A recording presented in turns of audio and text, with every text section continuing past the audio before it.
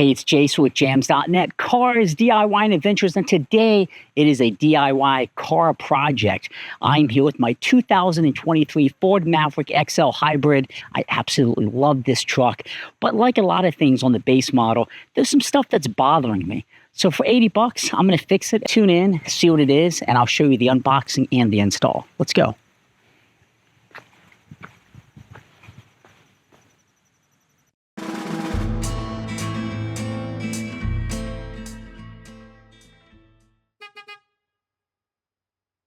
Yeah. So what are you complaining about now, Jason? Well, I specifically wanted the base model Ford XL Hybrid Maverick because I didn't want to spend a lot of money on a truck that I'm using for projects. But there's been a few little annoyances. If you watch this channel, you know I fix some of them. Now it is a little bit rainier in the season. We went through a few months with no rain. I'll typically keep my window cracked just to get fresh air in when I'm driving. It's not that hot out, but I would like fresh air, and maybe there's moisture, or maybe it's raining a little bit. The water just comes up and just shoots right in. Wind visors. That's probably going to keep that moisture out. I'm going to give it a test. 40 bucks for the whole truck. Number two, I drive on a lot of gravel roads. This is plastic. You can see, even after washing it, the splatter from these gravel roads. Mud flaps, front and back, 42 bucks. Let's talk about these, let's unbox them, and I'm going to show you the install. Now, I want to give a company a shout out. This company is called Cutim. They've partnered with me on some other stuff for my car, and they knew I had a Ford Maverick, and they were pretty eager to have me test these on the Ford Maverick. So they have sent these to me to test. Total would be about 84 bucks if you purchase them, and they sent me the front and back visors, wind deflectors, and mud flaps. Now, these mud flaps seem pretty good. You can bend them. They're not going to snap. I had a pair of these on my 2003 Chevy Silverado, and they were the GM ones that I put on my Silverado in 2003, and they lasted at least 19 years with no issues, and they were made pretty much just like this, so I suspect these will equally last as long. They ended up breaking in cold weather when I was driving and had a lot of ice, and one snapped. So, you know, just keep that in mind. Depending on your driving conditions, these could potentially break at some point. However, it took 19 years for my last pair to break on my '03 Silverado. The other thing I will mention, when these go on, they're going to go on like so. This one might be the front one, actually. This is the front one, but they, you know, in the Silverado, a little bit of paint rub occurred right here after 19 years. So you do want to be mindful that that could potentially happen on these. So you just want to be mindful. That's the front one and back one. That when you install things on your car like this, if it's going to reach up, it could potentially give you paint rub 19 years down the road. So if you're watching this, you might say, oh, why are you doing that? You should never install those on your car. I'm keenly aware of what they are, and I believe the benefit of all that splash coming up is offset by potentially a little bit of rub there 19 years down the road. Now, these seem pretty well designed, and I'm actually kind of surprised because this is the one for the right. It seems like it's actually not going to hit much of the paint here. It's going to kind of indent in. So I would say that's definitely a bit of a benefit.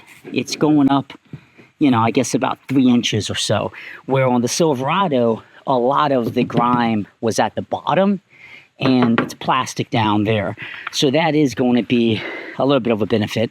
Again, this company is called Cutim. 80 bucks, you can't beat it.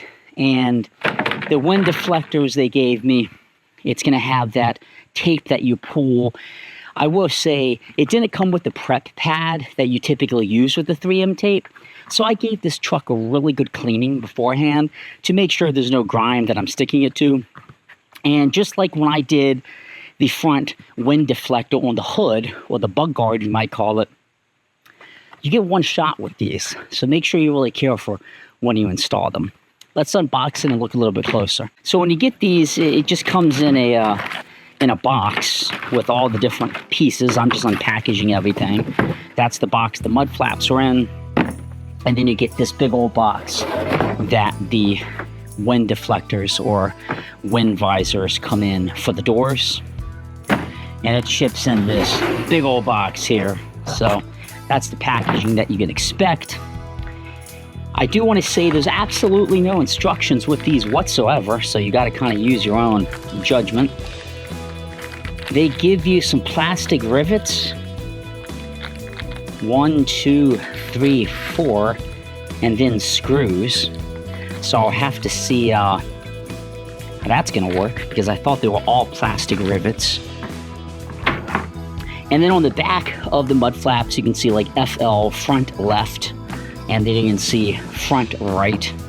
And then you get the actual deflectors here, or the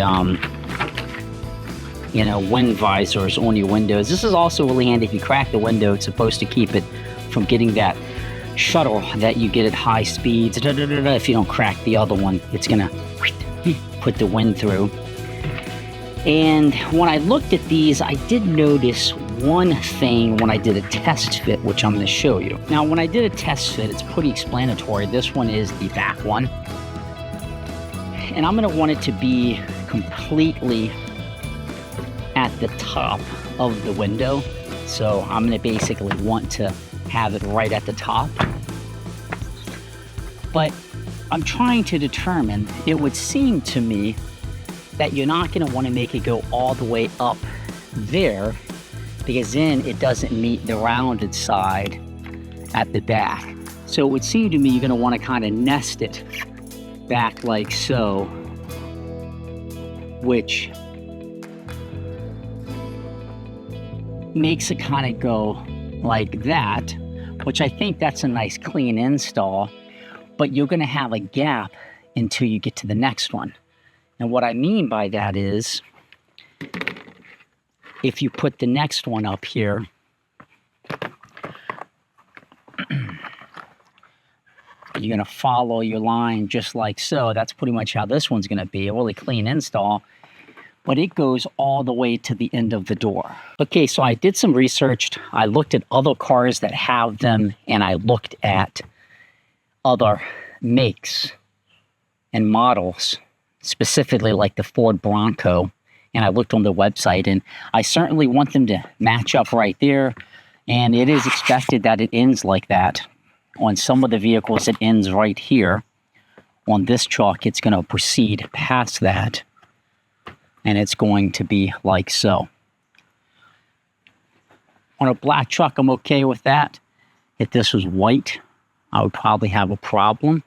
Okay, so again, I want to emphasize clean surface and probably avoid it being too hot. I washed the whole car beforehand. Make sure there's no dust on any of this, because you're not going to get multiple shots to do it. So you just rip off the tape. This is like that 3M double-sided tape. I've used this on the bug screen on the front, the hood protector, I guess you call it, and 20,000 miles, no issues. Snow, ice, rain, heat, high winds, nothing, no issues. So I'm gonna pull this off, and if one of these say get cracked or something bad happens, you can always work the 3M tape off the vehicle. I don't send this truck through car washes because of the soft topper, so I'm less concerned. So more than likely, I'm probably blocking most of the view here, but basically I'm gonna align it with the back right here first, and then I'm gonna press the rest down. So as long as I get that back exactly how I want it, the rest should be easy peasy. So I got that side there, and I'm just gonna take it, and I'm using my hand here to hold it up. I'm gonna press it down on the rest. You don't want to send this too high, because if you do it too high, then the door will you have an issue.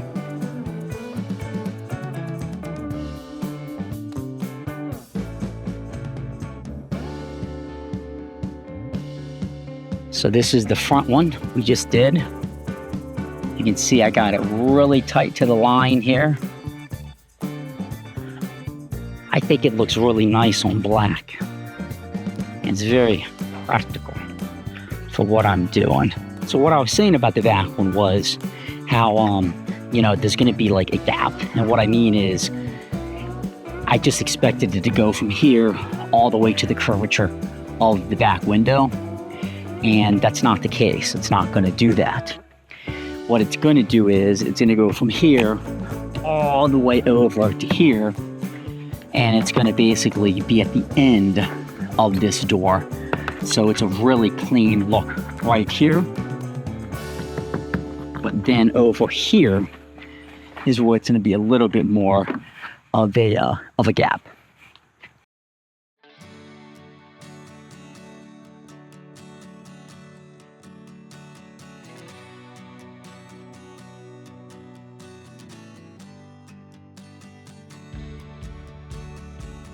Okay, what do you think? I joked when I put this on, and if you haven't seen this video, watch it. This is a lot harder to install because following the hood is very difficult on this truck being black. But watch it. Well, but when I put it on, I said, I'm really old manning my truck up. And maybe I'm old manning it up more, but this whole vehicle is all about practicality and function. There she is. Tell me what you think in the comments. Let's look from the inside. Okay, so I laid out the mud flaps and I see one issue with the parts. Two screws. The front one, rivet. 3, 4. 1, 2, 3, 4 rivets. 1, 2, 3, 4 rivets. 1, 2. So you need 8 for the front, 9, 10, 12 rivets and 4 screws. I have 1, 2, 3, 4, 5, 6, 7, 8, 9, 2, 4, 6, 8 screws and 6 rivets. Okay, so the bottom one here is 7 millimeters. So I'm gonna put it on here. Actually, it's smaller than 7 millimeters. I think I'm wrong.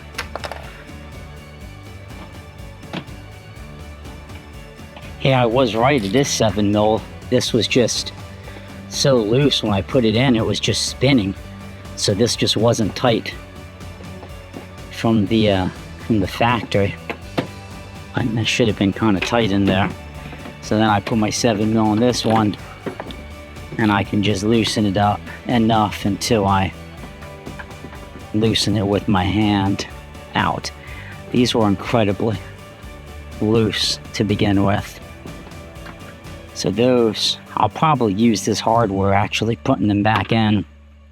But the next question is going to be, can I get these rivets out without any issues and maybe reuse them? So I'm just using a Phillips head screwdriver right here at the top, and I'm going to pop it loose here, hopefully.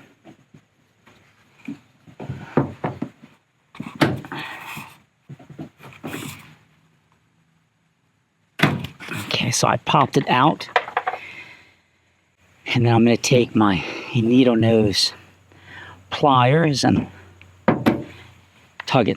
Now I see how it came out. Same process. Put my screw driver in here, and so these are the old ones.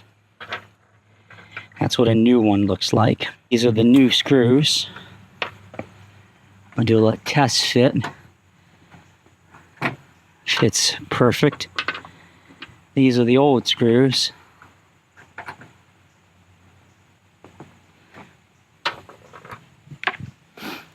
The benefit of the old ones, though, I can use my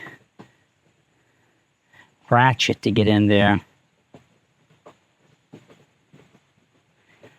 versus a little tiny Phillips head screwdriver. I feel like these new ones, I don't know, I think I'm going to use this is a brand new truck, and I always get creeped out with Phillips head rusting out. This one, at least I can get a socket on there, so I am going to repurpose those. So then I can take this mud flap. One important note, it has this indentation, like a little tab here. This little tab nest in this groove right here. So you're going to want to make sure that you line up the little tab in there, like so. And then take your screw and screw these bad boys in. I'm just hand tightening it now, and then I'll get my screwdriver and on my socket, and I'll do the rest.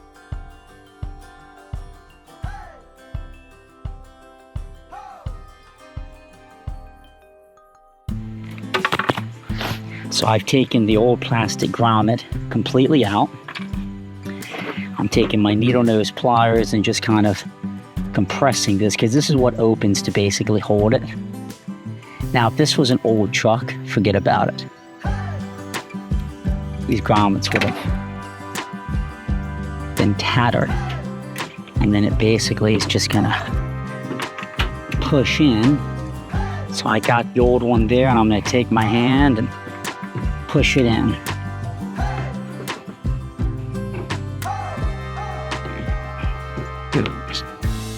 So the old grommet went back in, so that's good news. Again, if this was an old truck, you're probably not gonna be lucky like that.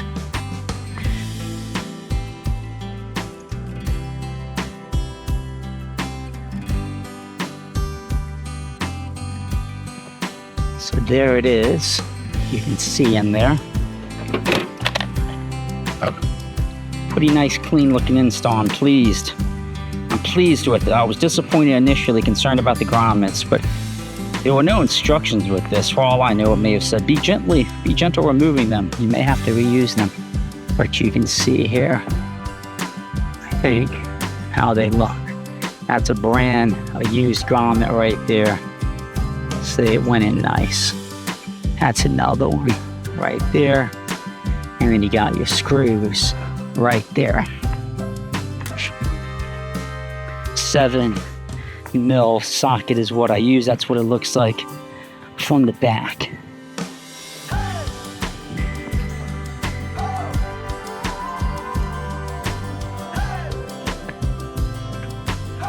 Perfect. Let's go ahead and do a front one. I keep saying grommets, I mean rivets. Just know, I mean plastic rivets. I don't know why I have grommets stuck in my head. Plastic rivets. You need 6 plastic rivets to do the front. So I don't have to worry about you reusing every single one. I'm going to reuse probably 1 or 2 of them, and then definitely put a fresh one in. So let's do the front. So it's going to be 3 of these that I want to remove, which is this one, and that one. It's going to sit like that. So 1, 2, and 3. So I'm going to do the exact same process like I did on the other side. There's a little indentation on the rivet, the plastic rivet, not grommet, ignore me. Oh, that came out nice. This has like carpet under the wheel. I'll show you what I mean. If you have a Ford Maverick, look how good this one came out. If you have a Ford Maverick, you probably know that. But it's a really odd, in my opinion, fabric to have under the wheel that's just constantly getting wet.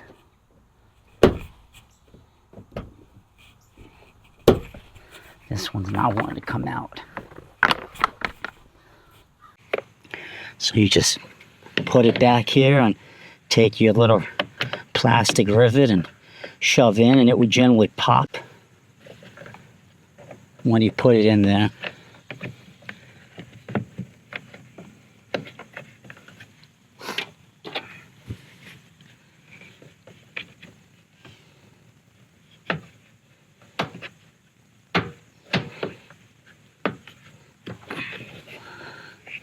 Popped, see.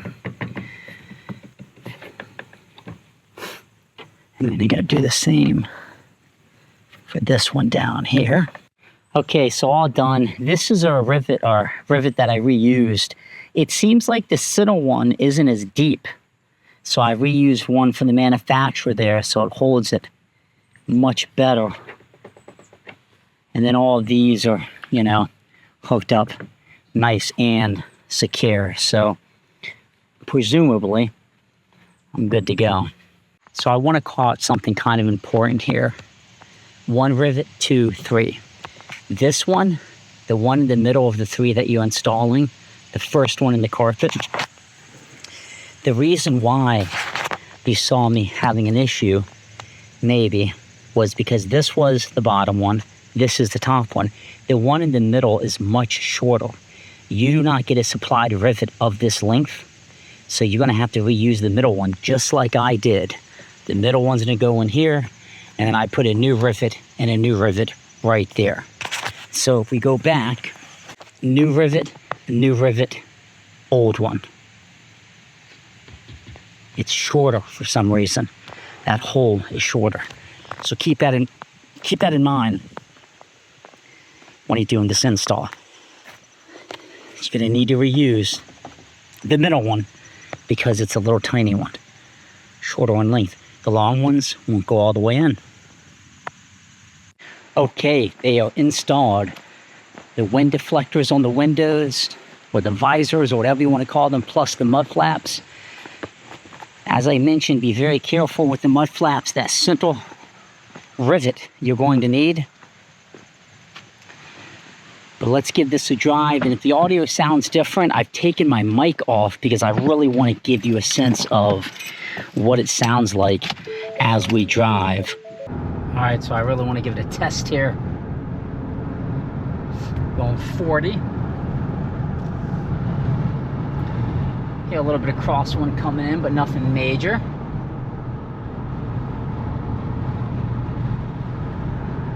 On about 45 right now. We'll go ahead and crack this window a little bit.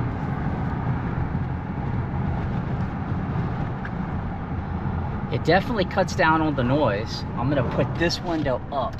This is where you used to get that shutter, you know, with all the windows up and one cracked. Usually it hits around 40 or so. I'm not getting the shutter at all. And if you know what that sound is, like do-do-do-do-do-do, like where the air is getting kind of weird when it comes in. So it's definitely deflecting the wind as we would want. All the way down.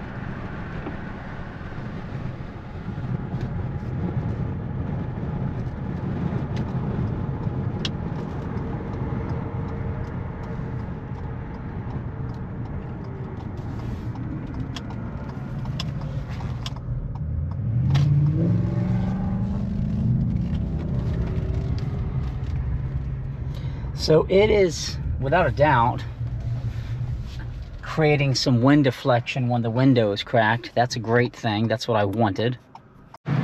So most importantly, do I like the Cutim wind deflectors on the window and the mud flaps? I do because they're affordable, they're easy to install. The suggestion I would have on the wind deflectors, if they were a little bit longer, it would go all the way to the back. I don't think that's a big deal. It's been many years since I installed any of these, so I don't know if that is to be expected by design. Biggest change I would make to Cutim, and this is what I'm going to provide the feedback with, give us a little more plastic rivets in that kit, because if you can't get the old rivets out and reuse them, you're going to be in a bit of a pickle. And then one of the most important installation tips I have for you is you absolutely have to keep the rivet in the middle in the front. it is small. The kit didn't have a small one, and you can't use a large one, so you got to make sure you use the one that isn't quite as long. I guess you could maybe cut one or something, but who wants to be getting into all of that? So again, this is Jason with jams.net, cars, DIY, and adventures. Good quality products here. I like them. Link in the description. Check it out. Great way to upgrade your Ford Maverick. But most importantly, like anything I do on this truck, it's a great way to add practical, affordable functionality that also looks pretty good. Talk to you soon. Subscribe. Check out our other adventures and a whole lot of other Ford Maverick videos. Have a great day.